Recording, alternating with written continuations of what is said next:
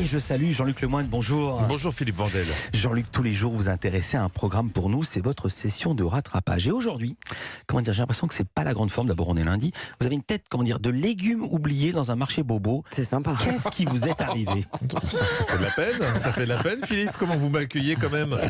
Mais m'en parlez pas, c'est une sombre histoire. Je savais pas quoi regarder ce week-end, à part bien sûr Samedi d'en rire et le grand show de l'humour sur France 3, des programmes de très grande qualité. Alors je me suis dit que pour rester dans l'humour, j'allais regarder les séances à l'Assemblée nationale. Parce que c'est sur LCI qui m'avait donné envie, en faisant un compte-rendu des premiers jours de débat sur la réforme des retraites.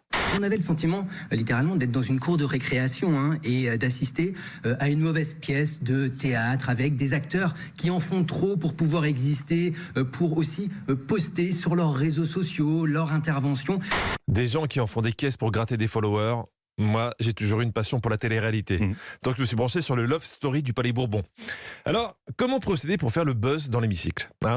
C'est pas moi qui vais vous l'apprendre. L'humour reste l'arme préférée des moches en amour et des timides en politique. Si, il faut le dire. C'est beau, c'est poétique. Oui, c'est beau. Écoutez, c'est juste.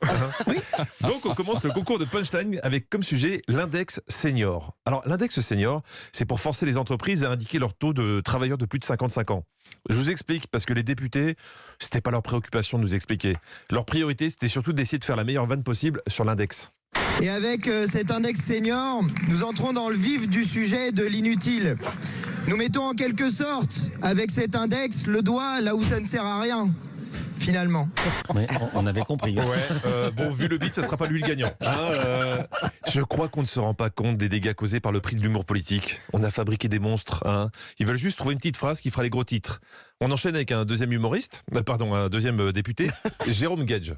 Quand le sage regarde justement et inquiet la faiblesse de l'emploi des seniors, le gouvernement, lui, regarde l'index.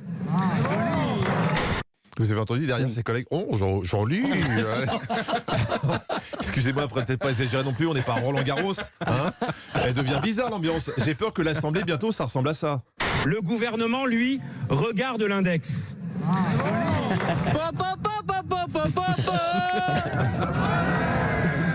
Bon, deuxième technique qui fonctionne plutôt bien pour gratter des followers, faire un tweet pour lancer une polémique. Thomas Porte, vous allez le voir, c'est mise en scène avec le pied sur un ballon à l'effigie du ministre du Travail. Il portait son écharpe tricolore. Bon, alors là, je valide. Pas la violence, mais l'efficacité. Parce que le gars, il a 84 000 followers, son tweet a fait 4,9 millions de vues. Il est très clairement en surperformance. À ce rythme-là, je ne sais pas s'il va pouvoir faire passer un abonnement, mais il a des chances de faire du placement de produits chez Magali Berda. Non, mais on est vraiment dans une cour d'école. Même quand le ministre du Travail prend la parole et se fait interrompre par Sandrine Rousseau. J'assurais juste, madame la députée, que si elle me parle calmement, je comprends mieux que si elle me harangue. Donc, vous pouvez avoir... Pardon, madame ? Pardon, du sexisme. Du sexisme. Madame la présidente. Oh, le cafeteur. Madame, il y a Sandrine qui m'a traité de sexiste. Est-ce que je peux aller à l'infirmerie? Il faut être plus solide que ça quand même.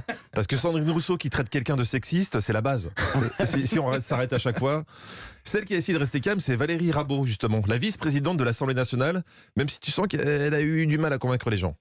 Nous avons réussi pendant un peu moins d'une heure à travailler de manière sereine. Si. Je crois qu'elle vient de vider sa boîte de Lexomil. Si.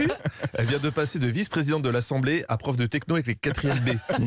Non, Julien, jeter une fenêtre par la fenêtre, c'est interdit par le règlement intérieur. Si.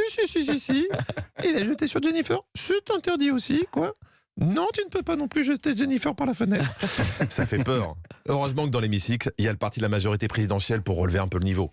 Le parti Renaissance, donc le parti majorité présidentielle, a fait des tweets en comparant certains personnages d'Harry Potter avec certains membres de l'opposition ou même de la majorité. Vous êtes Marine Le Pen, vous êtes Voldemort.